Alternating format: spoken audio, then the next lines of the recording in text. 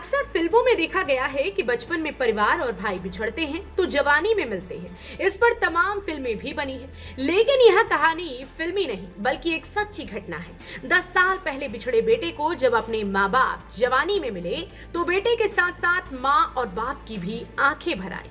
आपस में गले मिलकर खूब रो। बेंगलुरु से आया तो भाई की तलाश में था, लेकिन उसे अपने माँ बाप और भाई बहन मिल जाने से विकास आज बहुत खुश है। उसे लग रहा है कि आज मानो दुनिया की सारी खुशी उससे मिल गई। विकास ने बताया कि उसके माता पिता आगरा किले के सामने झुग्गी झोपड़ियों में रहते थे। 2012 में उसकी मां 2 वर्ष के छोटे भाई बाबा साहब के साथ आगरा फोर्ट स्टेशन पर भीख मांग रही थी। उसी दरमियान एक महिला एवं एक पुरुष उस बच्चे को वहां से ले गए। विकास को जानकारी हुई तो वह खोजने के लिए ट्रेन में बैठ गया और जा पहुंचा अहमदाबाद। पुलिस ने उसे एक बाल गृह में दाखिल करा दिया। बाल गृह कर्मचारियों ने थाना रकाबगंज में सूचना दी, जिस पर परिवार विकास को लेने अहमदाबाद चला गया। लौटते समय पैसे खत्म हो जाने के कारण सभी लोग जयपुर उतर गए। वहां रहकर मजदूरी करने लगे, लेकिन विकास अपने भाई को खोजने के लिए फिर ट्रेन में बैठ गया और आगरा कैंट पर फिर पकड़ा गया। यहां से उसे बाल गृह में निरुद्ध करा दिया गया। बाल गृह में उसका छोटा भाई बाबा साहब पहले से ही मौजूद था। दोनों ने बाल गृह के किसी भी कर्मचारी को नहीं बताया कि वह सगे भाई हैं। 10 साल की आयु पूरी करने के बाद विकास को राजकीय बाल गृह बालक फिरोजाबाद भेज दिया गया। वहां से 18 वर्ष की आयु पूर्ण करने पर उसे लखनऊ भेज दिया गया।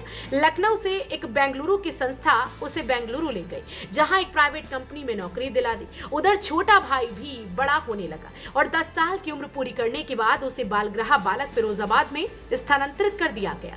विकास अपने भाई से मिलने के लिए फिरोजाबाद बालगृह आया तो उसे पता चला कि उसके छोटे भाई को इटली की दंपत्ति को गोद दिया जा रहा है। उसे अपनी सुपुर्दगी में लेने के लिए विकास ने आगरा और फिरोजाबाद प्रशासन से गुहार लगाई, लेकिन उसकी कहानी पर किसी ने विश्वास नहीं किया।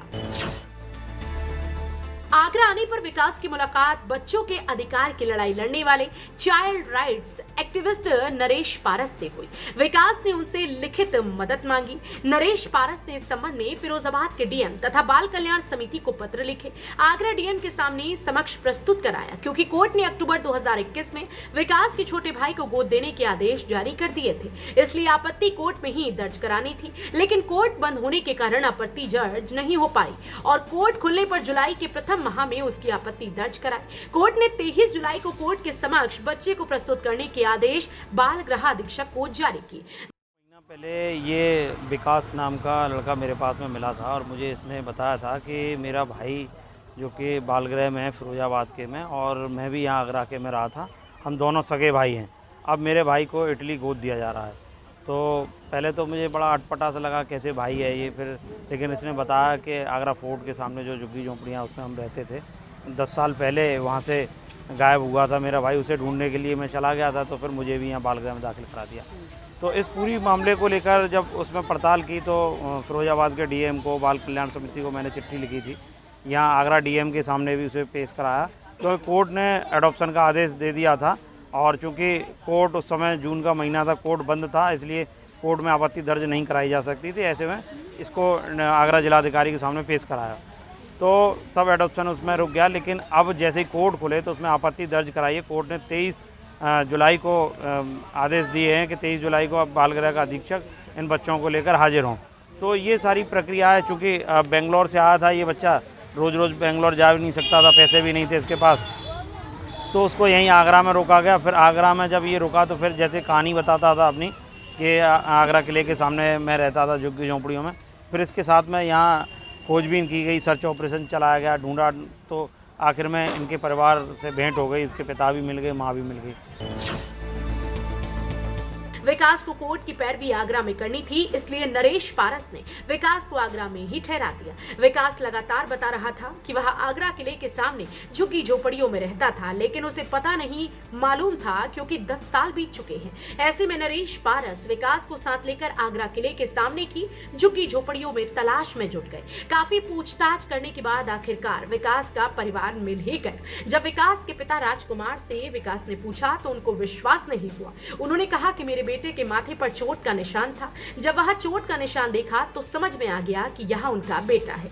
विकास ने अपने पिता के पैर छुए तो उन्होंने उठाकर सीने से लगा दिया। माँ सुनीता से गले मिला तो माँ बेटे दोनों की आंखें भर आई। माँ रोते हुए बोली कि बेटा तूने मेरे माथे का कलंक धो डाला। तुम दोनों भाइयों के गायब होने के बाद मुझसे कहा जाता था कि तूने दोनों बच्चों को बेच दिया है। मेरी बात पर कोई भरोसा नहीं करता था, लेकिन तेरे आने से वह बात झूठी हो गई। परिवार के सभी सदस्यों ने कहा कि अब छोटे बेटे को सुपुर्दगी में लेने के लिए पूरा परिवार पैरवी करेगा। 13 साल भटके हम तो बच्चा के चक्कर में। आगरापुर से गायब हुए थे, यहाँ से बड़ा लड़का गायब हुए ढूंढने के चक्कर में।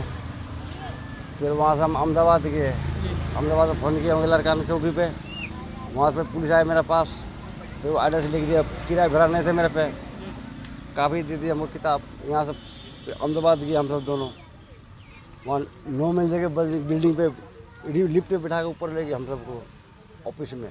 और वही मोटी मैडम बैठे थे, कागज पत्र करके वही निकाल दिए इसको हमको।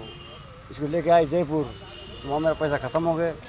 हम सोचे वहाँ काम कर लूँ 2-4 दिन, फिर गाड़ी में बैठ के हम चले जाऊँ। जब तो 2-3 दिन काम करे, इसको बोले तो देखते रहना इसको। पुलिस पर पटक दिया, भागे आए। आगरा कैंट में पकड़ा गया। जैसे ही वहाँ पकड़ा गया तो फिर मैं चालान वालों के पास रहा सी कुछ। उसके बाद मैं सुसुग्रेव में डाल दी, जहाँ वहाँ भाई तो मिल गया मेरे को जी। हाँ, फिर वहाँ पे डरे बहुत थे। अच्छा। हाँ, किसी को बता नहीं पाए हम लोग, किसी को नहीं बताए अपने भाई के बारे में इतना।